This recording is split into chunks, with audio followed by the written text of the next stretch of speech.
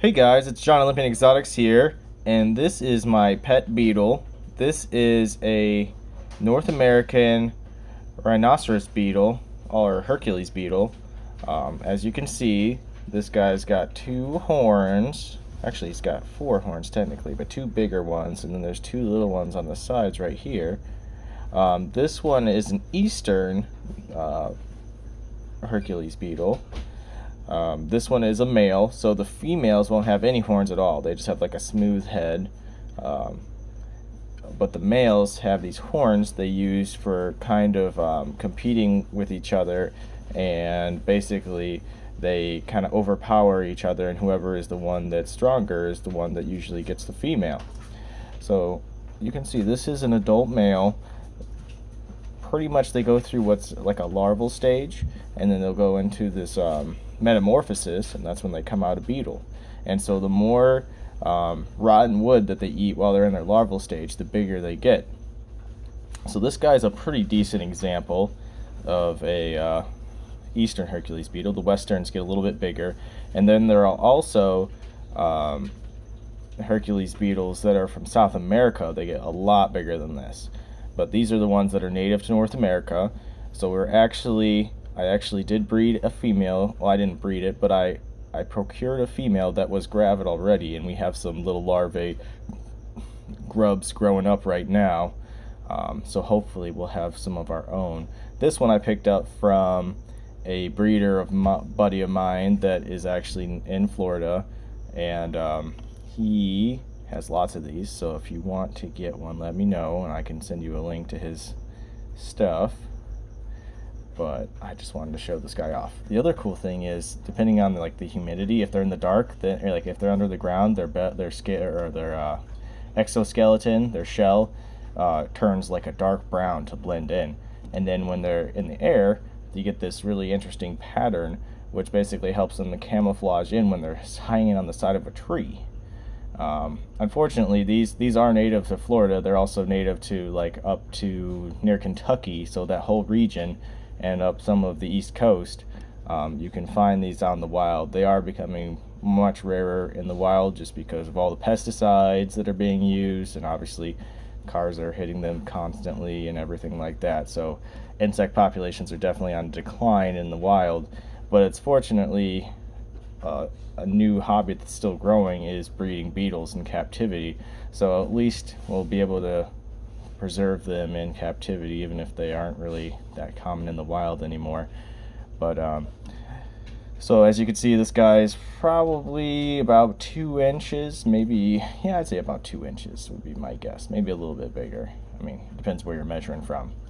But yeah, I just think he's really cool. So these guys eat bananas. So you basically just cut a little chunk of a banana off, and you just put it in front of them. They'll just walk up and start munching on banana, and then they go and kind of bury themselves. And this one really likes to bury himself under here. This is kind of just an old enclosure that I have laying around that I just decided to let him have. You can also give them sticks and stuff like that to climb on if you want to. But typically they just like to stay burrowed for the most part, unless they're trying to find a female to breed with. But yeah, just wanted to show him off. I think he's really cool. If you guys have questions about him, I can definitely help answering. I've always loved beetles since I was a little kid, and I didn't even realize you could actually get these in captivity until recently. I'd seen the shadow boxes and stuff like that of dead specimens, but I've never actually seen live ones available until relatively recently. Apparently in Asia, breeding beetles and keeping beetles as pets is a super common thing. I think that's really cool. And they have competitions for the largest specimens and all sorts of stuff like that, and they actually will make special beetle jelly that's a special diet basically that's preserved, so that way you don't have to be keeping fresh bananas on hand, because these guys like fresh bananas. They don't really like old bananas or anything like that. So, but I mean, here in the US, bananas are super cheap, so it's not like it's a thing. You can just go get some banana. You just chop off a piece of a banana while you're eating it, and there you go. You got food for the beetle for a few days. What else can I tell you about it?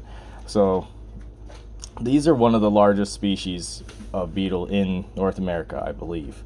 I'm not sure if they're the largest, but they're definitely one of the largest.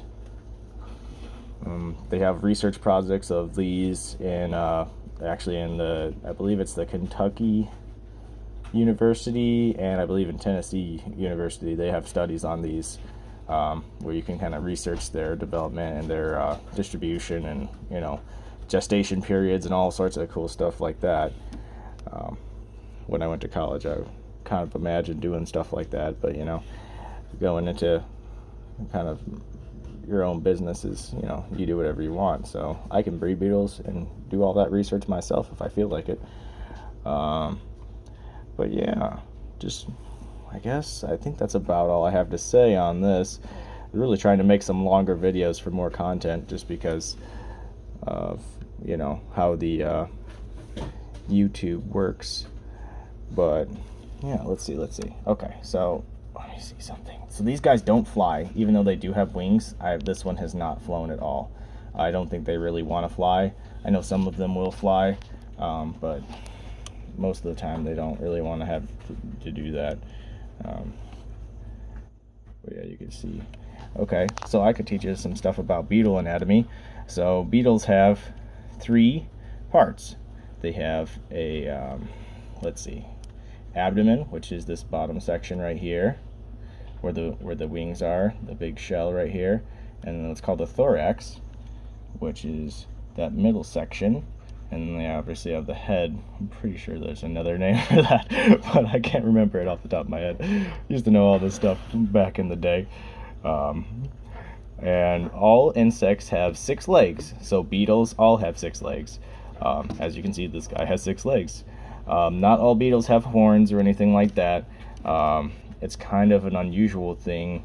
Not like super uncommon, but definitely not a common thing for beetles to have horns, because they don't use them for self-defense or anything like that, really. They can't really hurt you or pinch you. Like if I stick my hand in, I don't know if I can get this in a video, but let's see, where's my finger? There you go. Watch. They can try not to do something, but they aren't gonna like injure you by pinching you or anything. You can see he's just standing there. He doesn't actually, he's like, why are you poking me in the face? So let's not poke him in the face, because it's just not very nice to poke animals in the face. But I was just trying to show you, they're not dangerous at all. These cannot hurt you. I will say their little toes have little tiny hooks on them, so that way they can hold on to branches and stuff like that. But they kind of feel a little bit sharp, but they're not gonna like make you bleed or anything. They're just to hold on to a relatively not smooth environment, so that way they can climb on stuff that has some traction and just hold on however they want. What else? So under here they do have wings. They just don't use them to fly, because these are pretty heavy-bodied insects, so they don't really fly very well. They kind of like fly and then crash into things. Same thing with the dung beetles that I sometimes take videos of and stuff like that. They're not very good at flying. Like if you compared to, say, like a dragonfly or pretty much anything else that actually hunts in the air, these guys just kind of use that to find a new ground to breed in, or like new ranges to like pretty much just lay eggs in, so that way they can spread their species around. But I think, what else? Okay, so insects in general have an exoskeleton. Beetles fall under insects. I believe there's around 3 million different species of beetles, or at least that's estimated to exist in the world. Obviously, the number specifically has not actually been established, because that's, there's just a ridiculous number of variety. Obviously, the bigger ones are the ones that are more documented, just because it's easier to tell the difference between them. So with these, and the easterns and the westerns can hybridize, but they're kind of distinct ranges. The westerns have more California area, and then they go all through Texas, I believe, and through that whole range over that way. These guys do not live in the northern states like Illinois or Wisconsin or any of those places. It just gets too cold. They all freeze to death if they go up that direction. Obviously, in captivity, you could keep them, but in the wild, they just don't really occur, at least commonly. If one hitches a ride on a car or something like that, obviously that's possible, because they're, they just walk around, they just land on whatever, and I've had a Knowles hitch rides all the way up to Illinois before in one of my trailers. You know, obviously if it's cold, they're not going to make it, but in the warm, they can just hang out and do whatever. But obviously, as soon as the temperatures drop, they just cannot reproduce in that environment. Obviously, because there's only one there, it'd be pretty hard for them to establish a range up that way. What else can we talk about? A lot of beetles can have those natural color changes. So if you're ever digging in the ground and you find these big grubs, it's probably a beetle. A lot of beetles eat roots and stuff like that and decaying wood.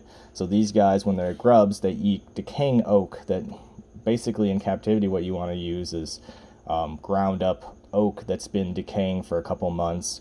You can buy it on eBay, and that's pretty much how you feed them. And it has to be a certain humidity too, because if it's too dry, they can't really digest it, and they need moisture in order to kind of grow and do all their natural functions.